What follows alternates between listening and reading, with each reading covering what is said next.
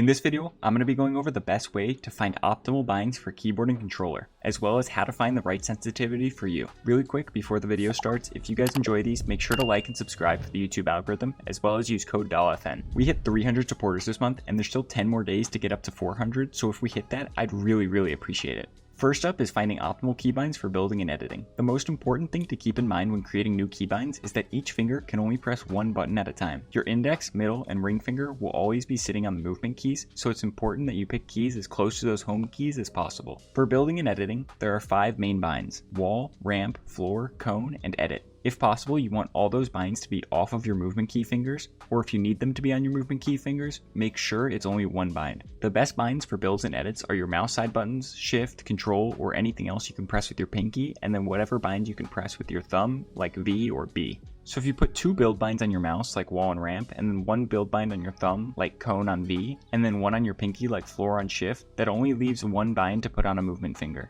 I think the best finger to put this last bind on is your index finger. Generally, the index finger is the most dexterous of all your fingers, meaning that it's the fastest and the most accurate. So switching between 2 binds with that one should be the easiest. The next reason I think it should be the index is because since Fortnite is a third-person game, right-hand peaks give you an advantage. And if you use your ring finger to strafe left, and you have to take your finger off of your left movement bind to say edit for example, it would mean it stops your strafe and therefore exposes you for longer and gives you a harder time going for a right-hand peak. As for resetting builds, as a keyboard player, there's absolutely no reason you shouldn't be on scroll wheel reset. One common misconception I see happen a lot is that people don't know how to properly bind their scroll wheel reset. You should just be able to look at a build, scroll up or down, and then it resets instantly. Some people have to press their edit key and then scroll to reset it because they have it binded wrong, so really quickly, how to bind it is in settings, you go to building edit and make sure that the secondary building edit bind is the scroll wheel. And then in edit reset, the secondary bind should also be the same scroll wheel direction. So an example of optimal binds for building and editing would be wall on a mouse button, ramp on a mouse button, cone on V, floor on shift, edit on F, and then reset on scroll wheel down. The next most important binds are your movement and interaction binds. On keyboard for your interact key, I think the most optimal bind is scroll wheel. The benefits are that first off, it's not on any of your movement keys, so you don't have to use your main fingers for it. And second off, anytime you have to 50-50 a weapon from a chest, it gives you a massive advantage because you can hit your interact key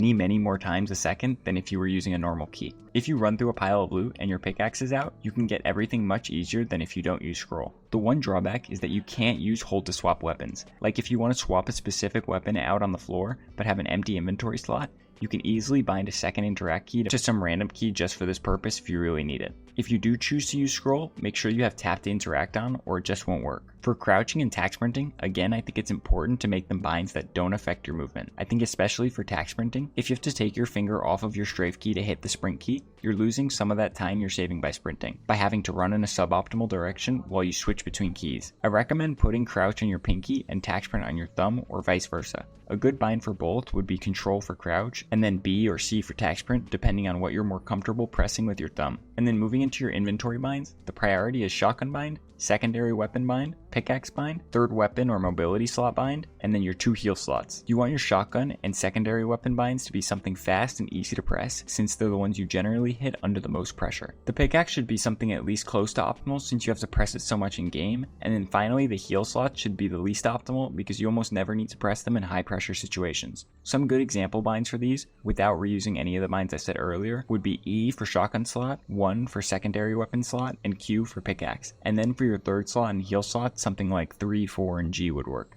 Finally, for any of the binds I haven't mentioned yet, they aren't really that important. Things like repair build or rotate builds are things that should be accessible, but they shouldn't be prioritized at all. Before I get into how to find the perfect sensitivity for you, let me break down how to get optimal binds for a controller. If you don't play claw, you need to have the most important binds on the easiest buttons for you to press. Your switch mode and your edit bind are obviously the 2 most important, so I would recommend having at least one of those on left stick, and another one on your right stick since you can press both joysticks comfortably at any time. Again, I do want to reiterate that I would only do this if you play non-claw and no paddles. In my opinion, it is extremely important to A, either learn claw, or B, buy something like a paddle pack to give you the ability to press a couple more buttons easily, because non-claw and no paddles, you're limiting your potential as a player. If you are able to comfortably press your buttons and your issue is simply not knowing which binds to assign to certain buttons, then I would still recommend keeping your switch mode or edit on left stick. However, at this time, You can maybe put your jump as right stick, and then your edit or switch mode, whichever you didn't put on left stick, could be triangle or Y, and then crouch for circle or B. Attack sprint for one of the remaining binds, as well as pickaxe. The only other important bind missing is the interact reload, which can be assigned to your touchpad if you play on PlayStation controller, or even somewhere on the D-pad, or that little button underneath the Xbox button on the Xbox controllers. Don't feel the need to copy these binds exactly because many of them are interchangeable. There isn't one perfect bind for a certain button. As long as you prioritize your good binds on easy to press buttons, for example, don't put your edit on the D-pad, then you should be fine. Moving on to edit binds, R2 is obviously going to be select, and for non-claw and no paddles, you can assign confirm to R1 and reset to L2. If you do play claw,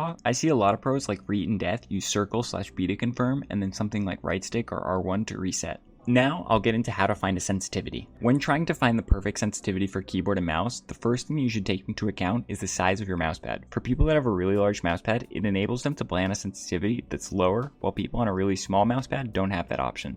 The first step I like to take is moving your mousepad from one side of your mousepad to the other. As a starting point, try to find the sensitivity that allows you to turn exactly one circle when you move it from one side of the mousepad to the other. From there, you should practice building, editing, and aiming to see how it feels. If you think it should be higher, go higher, and if you think it should be lower, go lower. Remember, sensitivity is all preference, but whatever sense is one full spin around is a good starting point to go off of. Another thing to keep in mind is whether or not you feel more comfortable aiming with your wrist versus your arm. For aiming with your wrist, a higher sense is generally more comfortable, while arm aimers will generally prefer a low sense. Another thing to keep in mind is that there are pro players on all types of senses. While the average sense is around 7 to 8% on 800 DPI, there are plenty of pros on higher and lower senses. The one thing there are almost none of though are pro players on extreme senses. I'd classify anything below 3% or above 14% as an extreme sense. Very few players that are good play on these percentages because they're just too extreme for building, editing, and aiming. For controller players, the first step to finding your sensitivity is choosing between exponential and linear. Exponential means the speed of your crosshair movement is like an exponential curve, where it starts slower but then begins to ramp up. Linear is more like a mouse movement, where it starts as fast as it's ever going to be. Most pros play linear, so it's likely that it'll feel better for you,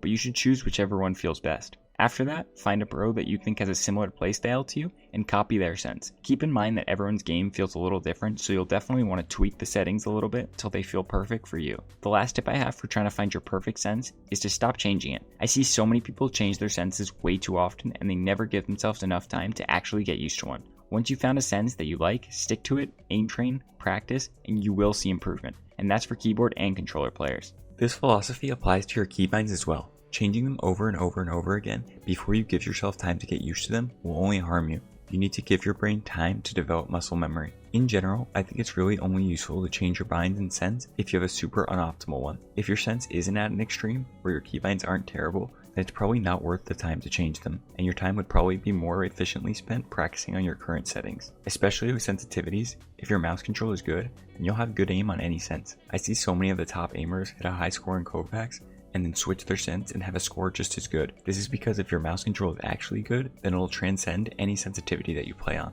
If you made it to the end, thanks for watching. Use code dollafn no long outros. Bye.